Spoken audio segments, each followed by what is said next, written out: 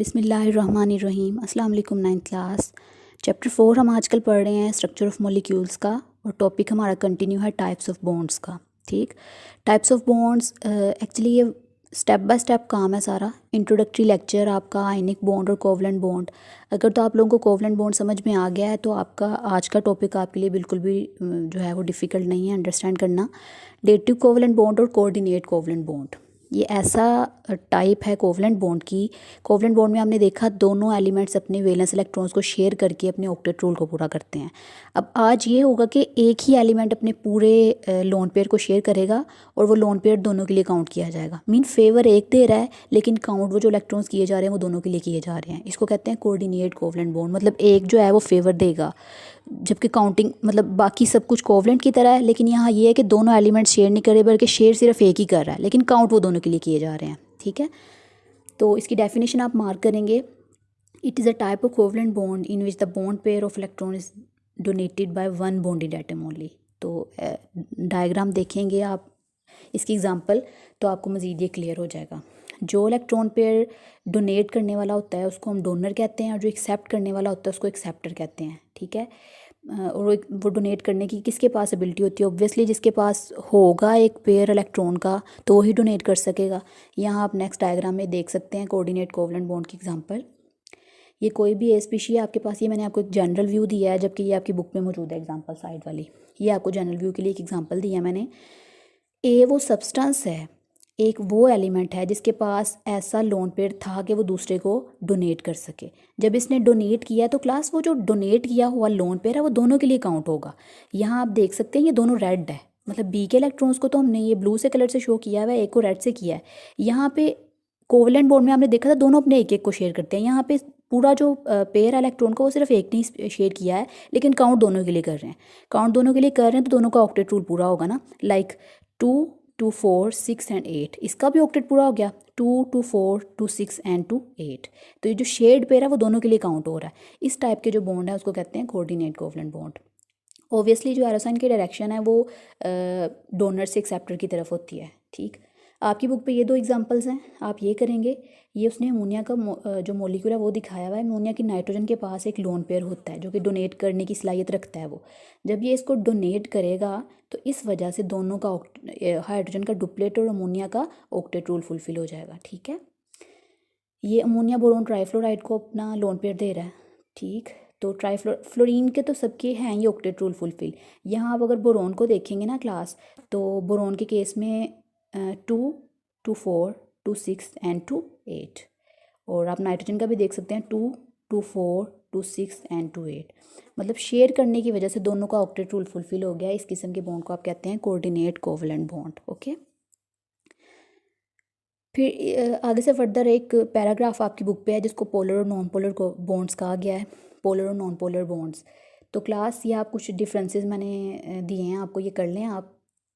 Polar bonds covalent की वो वाले टाइप होते हैं जब डिफरेंट टाइप के एलिमेंट्स आपस में बॉन्डिंग करते हैं ना, तो दोनों में से एक एलिमेंट की एबिलिटी ज़्यादा होती है कि लोन पेयर को अपनी तरफ ज़्यादा अट्रैक्ट कर लेता है वो।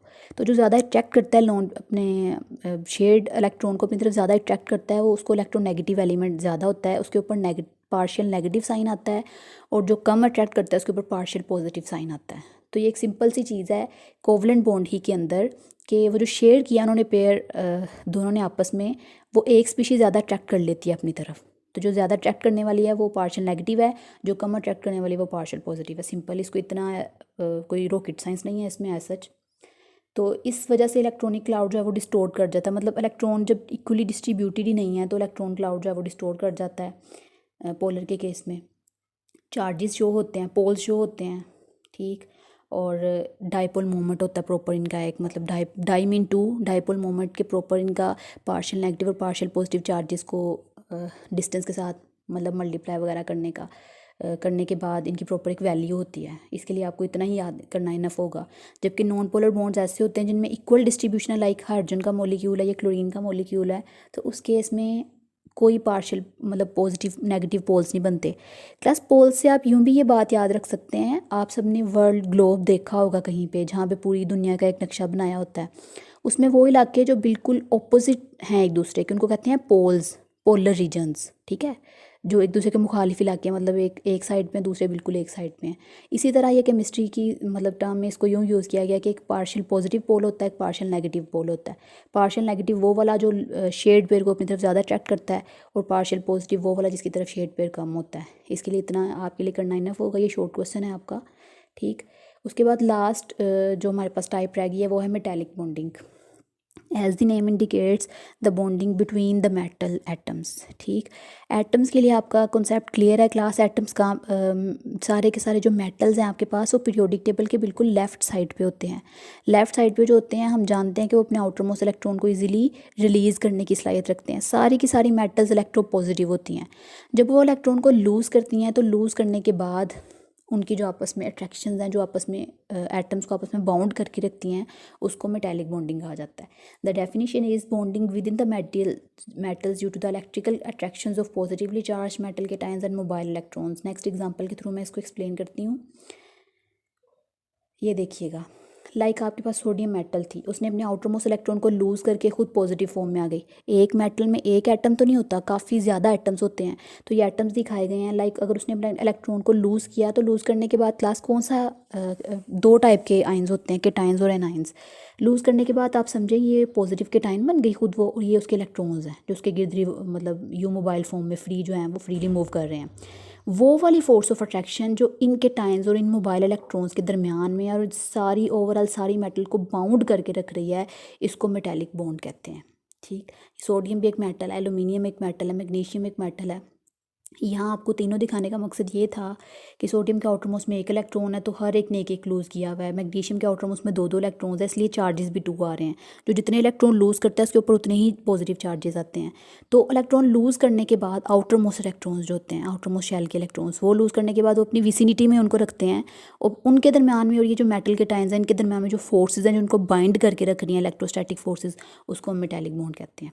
नेक्स्ट एल्यूमिनियम है। आप इनकी कन्फिगरेशन करके देखें, सोडियम की, मैग्नीशियम की, एल्यूमिनियम की। इसके आउटर मोस्ट में एक ही इलेक्ट्रॉन होता है, इनके आउटर मोस्ट में 2 इलेक्ट्रॉन्स होते हैं, मैग्नीशियम के और एल्यूमिनियम के आउटर मोस्ट में 3 होते हैं। तो ये 3 चार्जेस आपको नज़र आ रही है, 3 इलेक्ट्रॉन्स इसने रिलीज़ किए हुए हैं। तो अब ये इलेक्ट्रॉन्स और ये जो पॉजिटिव आइंस हैं ओवरऑल ये पूरी स्फीयर के दरमियान में जो फोर्स इनको बाइंड करके रखे हुए हैं, इसको मेटेलिक बॉन्ड कहते हैं, ठीक है क्लास। ये आपका जो सिलेबस था यहाँ तक फर्स्ट टर्म का वो कवर हुआ, हमने ये सब कर लिया। टाइप्स ऑफ बॉन्ड्स तक आपका ये चैप्टर है। सारे टाइप्स ऑफ बॉन्ड्स को एक दफ़ा दोबारा से सुने, उसको बुक्स के साथ टैली करके पढ़ें, आपको सब समझ में आ जाएगा। Thank you so much class and अल्लाह हाफिज़।